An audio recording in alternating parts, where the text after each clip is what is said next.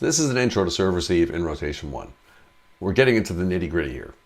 We're going to talk about 3 different strategies for handling the serve when we're in this rotation one. So what am I talking about? Well, we name our rotations based on where the setter is. Particularly in a 5-1, which is what many teams run, especially as you get more advanced. We name our rotations based on where the setter is. So when the setter is back to serve in zone 1, that is rotation 1. You can see down there in the corner, there's rotation 1. We've got the setter in the back row and the outside hitter 1, our strongest outside hitter usually, in zone 2, middle blocker 2 in zone 3, opposite in zone 4, and so on. Now, I use a terminology of rotation 2 is when the server moves over that next rotation. So, and we side out and get the ball back. They shift over into zone 6. I use a terminology where that's called rotation 2. And the rotation over in left back, when the setter is in left back, that's rotation 3, rotation 4, 5, and 6. Others will follow the way we've named the zones on the court, where right back, where the server usually stands, is zone 1. Rotation 2 would be where the setter is in zone 2. But I use the other terminology. So rotation 1 is the one we're going to focus on here. So it doesn't matter, it's the same in both rotations. And why is this such an issue? Well, in break phase, when we're serving, it's not an issue at all. Everybody just switches. Outside hitter 2, I like to have my outside hitters playing back in 6. The libero switches over to zone 5. The opposite and the outside hitter in the front row switch. Middle blocker doesn't have to move at all. Everything's just fine. On the serve, everybody moves to the right place and we're good to go. The problem comes when we go back into serve receive because of the overlap rule. This is probably the most typical way people line up. I like to call it setter squash, just to have my players help remember what this is called and where they should be. Our main passers here are these 3, the 2 outside hitters and the libero in the middle. And you can see we have the setter squashed right up against the back of outside hitter 1. When the ball is served, they've got to book it around our outside hitter 1 and get to base to be ready to set that ball. The big issue with this is a couple things. So we have to be set up like this because, as you can see by the orange lines, that's the front and back overlap. So of course we can't have the front row player behind the back row player. So outside hitter 1 and the setter are those 2 in mind. So we can never have the setter on the other side of our outside hitter. But the other lines, the sideways lines, are just fine. So the blue lines for the front row, that's fine. There's not any overlap or even close to any overlap there. And in the back row, same with the green lines, there's not even close to any overlap. Typically, when we're attacking this way, after we've passed the ball, or even in break phase, we've got our outside hitter hitting on the right side and our opposite staying out on the left side.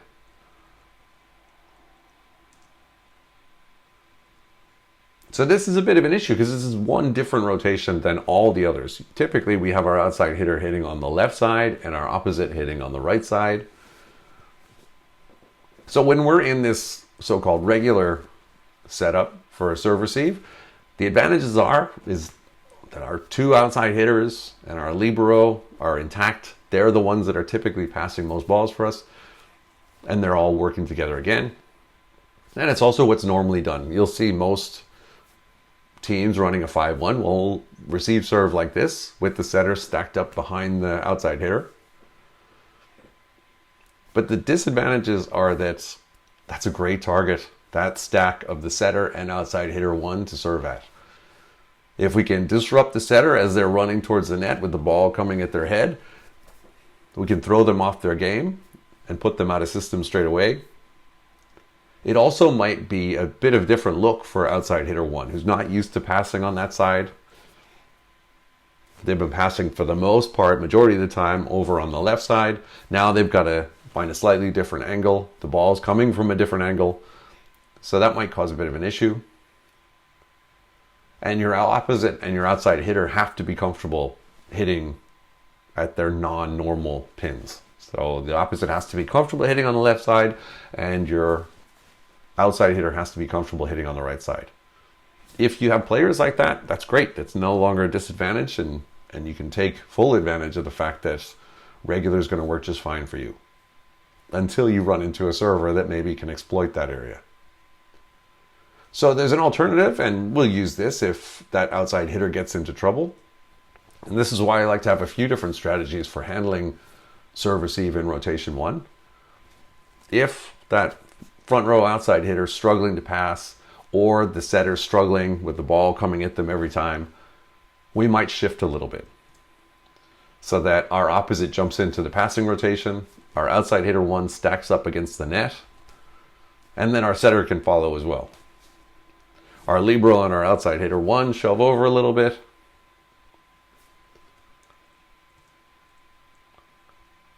So there's much less far for the setter to run, and then outside hitter 1 can just focus on getting back to hit the ball. This is what the overlap looks like. Now we still have that issue with the front and back overlap with the setter and the outside hitter. Again, the others aren't really an issue. We do want to pay attention to the opposite and the second outside hitter and make sure the opposite doesn't go further back than the outside hitter, because they can get called for out of rotation. And it's very easy to happen, especially if the opposite maybe likes to start further back because they think they can chase balls in easier, and maybe the outside hitter has a preference for staying in and taking balls up high. So that's just something you want to be aware of. But in terms of the front row, there's very little chance of overlap there. And the other thing that we want to watch is we want to make sure that the libero doesn't go to the other side of the setter. So we do have a little issue there with side-to-side overlap in the back row. The libero just has to be mindful of where the setter is. But this is a really good way to take the pressure off the outside hitter, especially if they've shanked a couple balls in a row, move them up just to let them focus on hitting a ball and maybe breaking out of that little mini passing slump and getting us the ball back. The advantages of this approach is that, like I said, it takes the outside hitter 1 out of the passing unit. They can just focus on attacking. The setter doesn't have to move as far, so they don't have to worry about running into the ball as it's being served over into zone 1. But the disadvantages are that if your outside hitter 1 is one of your strongest passers, you take them out of the passing unit, which might be a bit of an issue, especially if those 3 work really well together. And you also have to make sure that your opposite knows how to pass. I know these days a lot of the opposites are focused on primarily being the kill machine. So we have to make sure we've got pretty decently well-rounded opposites to be able to pass the ball as well, and then also get outside in transition and take a swing.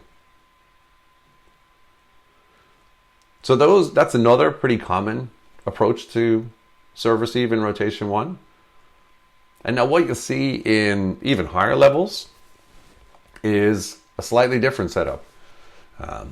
For example, USA Women run this with Annie Drews at opposite, and you'll even see Emoko Valley run this with Isabelle Hack. And in fact, they'll run the 2 different flavors I'm going to show you here. So this is where the opposite runs long. So in this rotation, as you can see, we've got the setter still has to stay off the net because we've got our outside hitter 1, who's the player just in front of the setter, back off the net to receive serve. But we've got everybody stacked over to the left side. Our 3 main passers are our normal passing unit, our 2 outside hitters, and our libero. And what we expect here is that the outside hitter will be able to take a swing on the left side as they would be expected to. And when the ball is served, that's when the opposite takes off around behind the action and gets over to the right side to be ready to hit. USA ran this summer in the Olympics with Annie Drews. She would take off around the whole court over to the right side and be ready to attack right away. The alternative, and this is the one that Isabelle Hack runs for Emoko, Here you can see that in the diagram I've shifted the opposite and the middle blocker so that instead of the opposite kind of hiding behind the middle blocker, it doesn't matter if they're in front or behind each other because they're both in the front row. They were behind before because they had to run all the way around the back of the court. In this version, the opposite is going to run alongside the net. We've got the same three passers. And as the ball is served, that's when Isabelle takes off along the net and curls around and gets ready to hit. This requires your opposite to be pretty fast and pretty with it to get over to the other side of the net as quick as possible. This is what the overlap looks like when we're set up in this rotation. Again, it doesn't matter if the opposite is in front of the middle or behind, because those orange lines are the ones that designate front and back overlap. So we really care mostly about the outside hitter 1 and the setter overlapping. We can even have the opposite sneak back even further as long as they don't line up behind the outside hitter 2. Now in the back row, there's no issue with overlap at all. We've got our outside hitter 2 next to our libero, next to our setter, pretty straightforward. And again, it's just like any of the other rotations where we stack a little bit later when the setter gets to the front row or when the setter's in 5. We've just got to make sure that we don't have the opposite crossing over to the right of the middle or to the right of the outside hitter 1.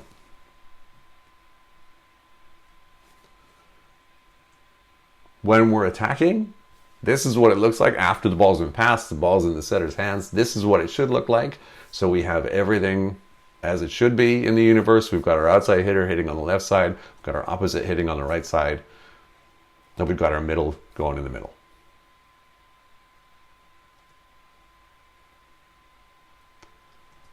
Now with this setup, the advantages are the outside hitter gets to pass and hit from the left where they're used to it. Opposite gets the hit from the right side. Setter has a clear path to base position. There might be a little bit of an issue, visual issue anyway, if the opposite's coming alongside the net and the setter's going towards the net at the same time. You just don't want them to crash into each other. And because we're all a little bit freer to head to our base position, there's less disruption from the service point of view. Yes, they can still serve that front row outside hitter as we can in most of the rotations and cause a little bit of issues by taking them out of the attacking game. But it's less vulnerable than normal rotation 1 where we've got that outside hitter kind of crammed up against the setter. Maybe they don't feel like they can move as much and they feel a little bit more trapped over in that corner. The big disadvantage to this one is there is a lot more of a moving piece. It's not maybe as commonly run, especially at the lower levels. And that opposite has to run. As soon as that ball is contacted, they need to take off. And they need to go tight to the net without hitting the net or book it around without running into the serve as it's going long or as the passer is going back to react to the serve. So your opposite has to be pretty aware of where they are on the court, where the serve is headed, and then where the pass is headed as well. So there's much more of a chance that we could end up in a weird situation with the opposite just sort of hanging out in the way. So those are a few different strategies we can use for dealing with some trouble that we might be having in rotation 1.